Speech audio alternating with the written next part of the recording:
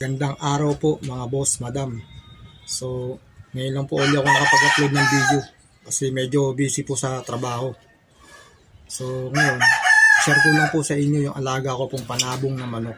Na-operahan ko po na meron po siyang cyst sa kanya pong breast.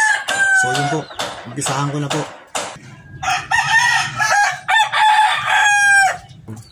Ito po mga boss yung manok na sinasabi ko sa inyo na may disease. So, ooperahan ko po siya. Ayan. Bago natin kunin yung manok, mga boss, ihanda po muna natin yung mga gamit natin na mga possible na pwede natin gamitin. Kagaya po nito, ayan, gunting. Ito, nandyan lang siya kahit na hindi natin magamit, at least malapit na lang siya. Ayan. Tapos, sinulid, karayom, cotton buds. Yan. Tapos blade, chani, alcohol, tissue. Yan. Ito po yung yung tinatawag ko na kadekadena de amor. Hindi na po ako gagamit ng betadine. So ito po yung gagamitin ko. Yung dahon po nito, yung atas nito. Yan. Tapos panali po para hindi po gumalaw yung manok. Tapos ito damit. Balot ko po sa kanya, tapos bubutasan ko lang po yung portion na ooperahan po natin sa kanya na may disease. So yun po, umpisahan ko na po, kukunin ko na po yung manok. So ito na po siya mga boss. Ayan, malaking manok po. Ayan, malaking manok po siya. Ayan, so ngayon ito po yung niya. Ayan, pakita ko po sa inyo yung yung cyst niya. Yan, meron siyang pinaka-cyst. So hindi po siya hindi po siya tumataba kasi meron siyang sakit na ganito. Ayan, kahit ano pong gawin ko sa kanya na pagkakapakain, ang hirap po niyang patabain. So tingnan niyo po yung picture niya. Parang blade.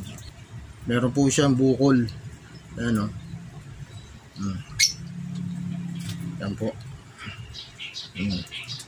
Bukol po yan. Parang may tubig. So yun po, uumpisahan ko na po mga boss. So ito na po boss, yung manok, naka safety na po siya para in case lang po na hindi siya gagalaw. Tapos yan po yung mukha niya po talakbungan yan. So ito po yung yung part na sinasabi ko. So pag ganyan, so bubutasin na lang po natin to. Yan.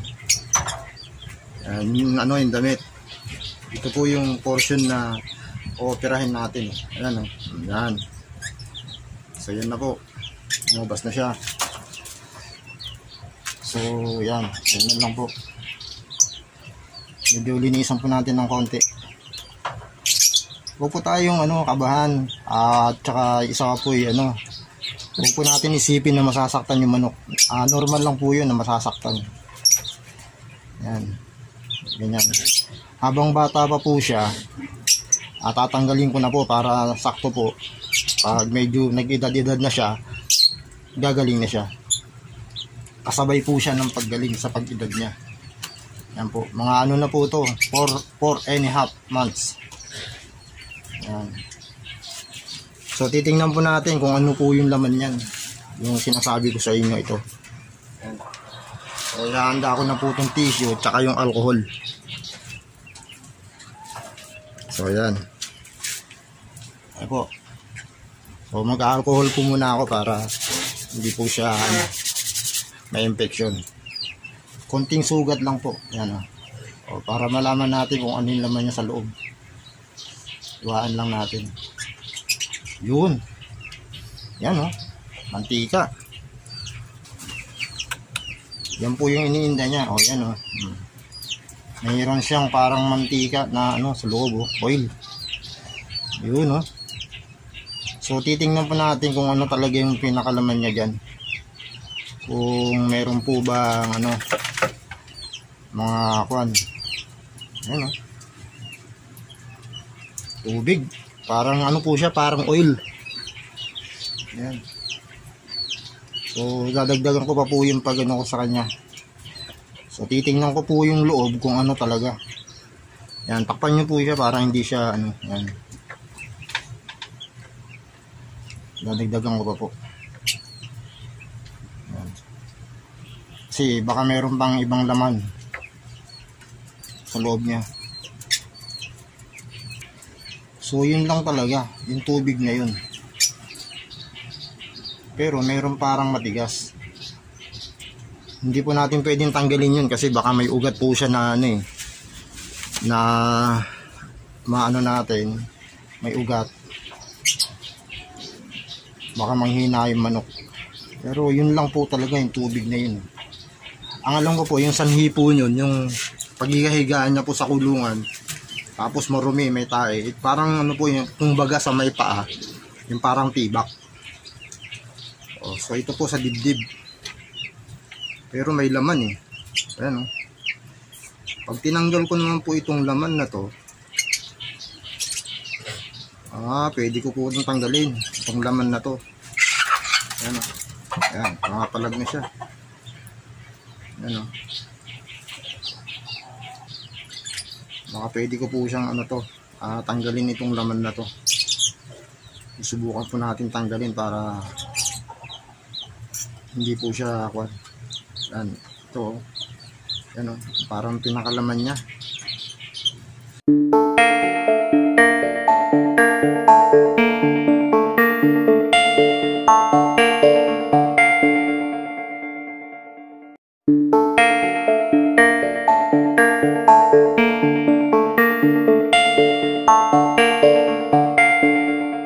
Ayan o, ayan. So tatahiin ko na siya na ganyan. Ang importante, palinis na siya. Kapalag po yan kasi maano to, alcohol. Ayan. Mapdi. So, ang tingin ko po ano to eh. Laman po ng ano niya yan. Ng dibdib niya. Nagbukol lang. Ayan. So, wala naman akong tubig. Ayan, malinis na. Tatahiin ko na yan.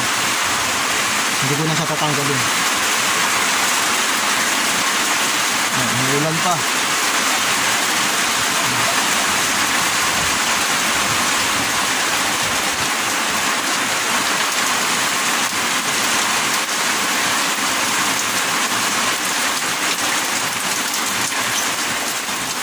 Linisin ko lang po ng mabuti.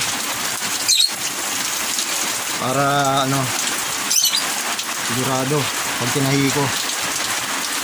Yan.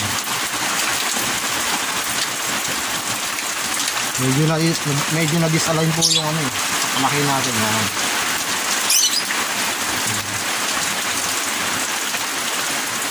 Yan. So ito po, buto na yan eh, buto. So ibig sabihin, talagang breast niya po yan, breast, pinaka-breast. Yan. So yan, wala na pong ano, tubig, natanggal na. Tatahihin mo na po siya. Linis-linis lang po.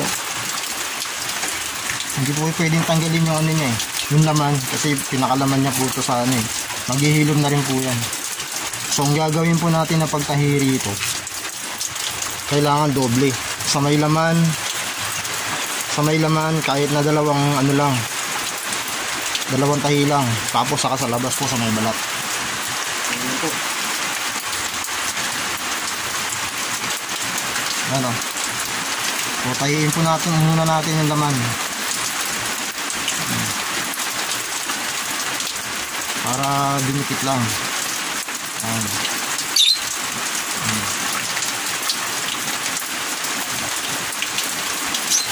Ayan. Para walang singaw. Tapos ganyan lang po. Buhol. Ayan. Buhol. Dalawang buhol. Ayan. Tapos gunting, putol.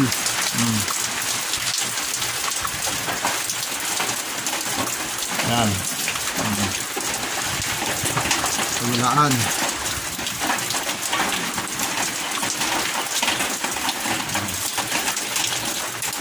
Tapos isa pa po.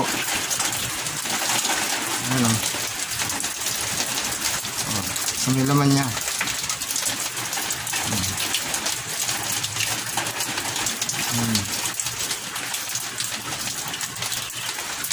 Para yung laman niya nagilom. Ayan.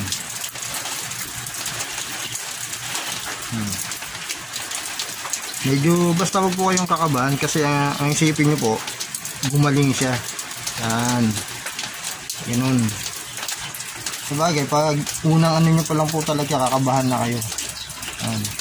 Siguro po ito pangatlong opera ko na po ng mga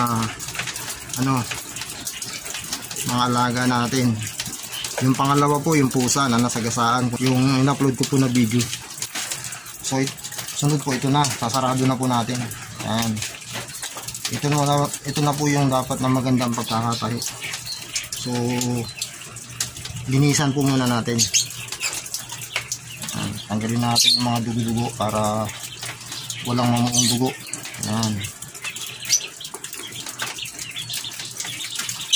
Sana successful naman yung ano natin pagkaka-opera ko sa kanya.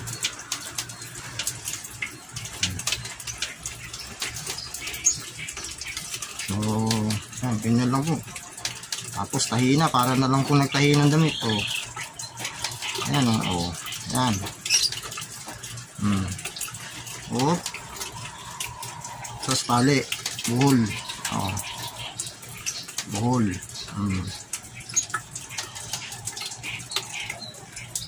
Ayan. Buhol.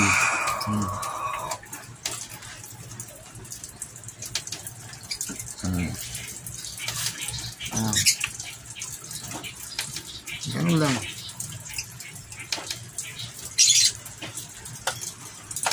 Ayan, ganun lang po. Buhol-buhol lang. Hanggang sa matapos. Ayan. O kaya tahiin muna ng mabuti. So habang tinatahiin nyo po, pinupunasan nyo kasi yung dugo.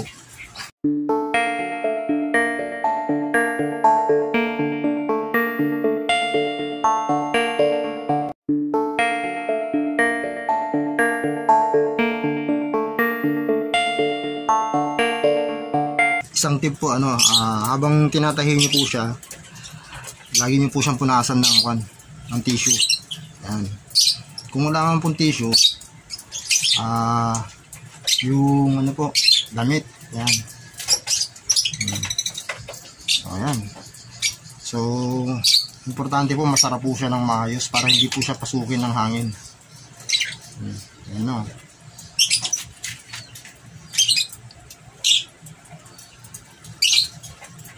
Ayan. Sa tingin ko po okay naman na po yan. Ayan. Pabawasan lang natin yung Ayan. Para hindi niya tuka-tukain. Ayan. So yan po. Pero meron pa rin po siyang bukol eh. Pero laman na lang po yan, laman. Ayan. Naghihilom na rin po yan. Ito naman po yung yung dahon na sinasabi ko sa inyo na Cadena de Amor na nakukuha lang po dyan sa sa gilid ng mga bakod. Ayan, ganyan lang po. Ganyan lang.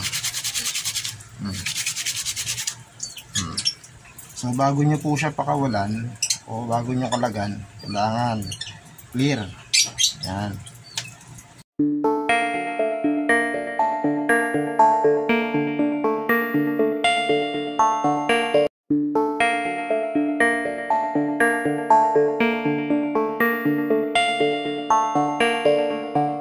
Ito po, yung dahon na to, pampatuyo po ito ng sugat eh. Yan o, kagaya yan o. Parang ang bilis niya pong matuyo eh. Yan. Cadena de Amor. Kung itatanong nyo po, yung nagbubunga po na parang pipino na maliliit. Ito po yun. Di bali pong marami. Yan. Yan, okay na yan. Mawawala rin yan namaya eh. Yan. Tsaka isa po pong tip. Kailangan sa umaga nyo po gagawin para hindi po high tide, hindi po masyadong madugo sa umaga ang pag-oopera.